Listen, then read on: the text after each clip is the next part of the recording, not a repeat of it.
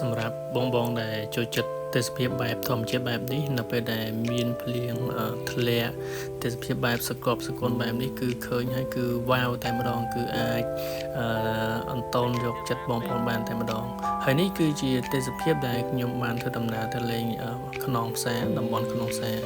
ចឹងបងប្អូនរីករាយទស្សនានៅដំណើរកម្សាន្តមួយនេះទាំងអស់គ្នាបាទ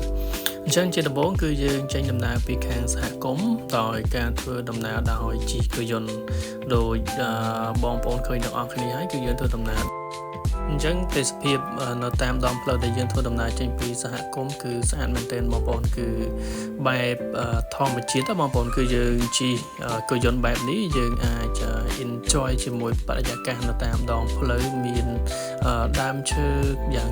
ខៀវស្រងាត់ហើយនៅតាមដងផ្លូវនោះក៏មានបងប្អូនយើងគាត់ធ្វើដំណើរទៅដែរអញ្ចឹង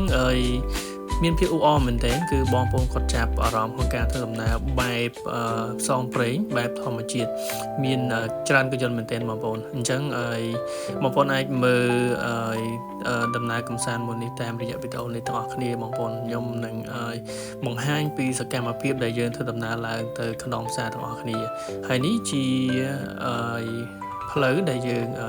ធ្វើឡើងទៅគឺមានឧបសគ្គគួរសមដែរគឺយើងមានការចុះដើរផងជិះរថយន្តផងតែមិនថ្មីទេដោយសារតែយើងជាអ្នកចូលចិត្តដំណើរកម្សាន្តបែបផ្សងព្រេងបែបធម្មជាតិគឺមានការដើរផងការជិះផងគឺហត់ក៏ហត់សប្បាយក៏សប្បាយដែរអញ្ចឹងណាបងប្អូនអញ្ចឹងទីទៀតបងប្អូននឹងអាចឃើញទេសភាពពេលដែលមេឃភ្លៀងមកបងប្អូនគឺមេឃភ្លៀងមកគឺទេសភាពវ៉ាវតែម្ដងគឺស្អាតខ្លាំងណាស់បងប្អូនស្អាតខ្លាំងណាស់អញ្ចឹងហើយចាំទស្សនាទាំងអស់គ្នាបងប្អូនពីដំណើរកម្សាន្តមួយនេះទាំងអស់គ្នាបាទ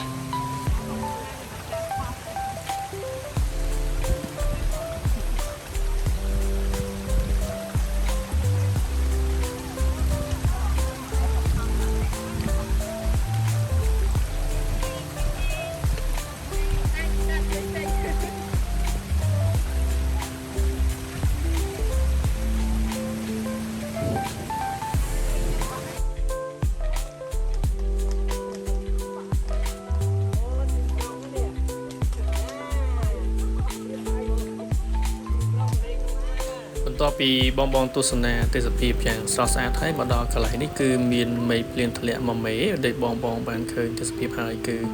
ផ្លូវពិបាកមែនទែនព្រោះដីយើងជាដីល្អិលបងប្អូនដីល្អិលហើយស្អិតទៀតអញ្ចឹងការធ្វើដំណើរគឺយើងធ្វើដំណើរដោយជើងហើយមាន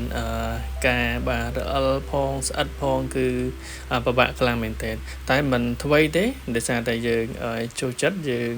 មកដំណើរកម្សាន្តមានហត់ផងមានសប្បាយផងបងប្អូនបាទគឺមិនអាចបំភ្លេចបានទេនៅអនុស្សាវរីយ៍មួយនេះអញ្ចឹងនេះជាសកម្មភាពខ្លះដែលយើងឡើងទៅលើតំបន់ខ្នងផ្សារយើងបានធ្វើដំណើរដល់ជិតពាក់កណ្ដាលផ្លូវហើយអញ្ចឹងសកម្មភាពរករាក់មួយចំនួនដែលខ្ញុំបង្ហាញនេះជាអនុស្សាវរីយ៍មួយដែលយើងមិនអាចបំភ្លេចបានហើយខ្ញុំនឹងអាប់ដេតនៅទេសភាពខាងលើដល់ស្រស់ស្អាតជូនបងប្អូននៅវីដេអូបន្តទៀតអរគុណច្រើន Here we go.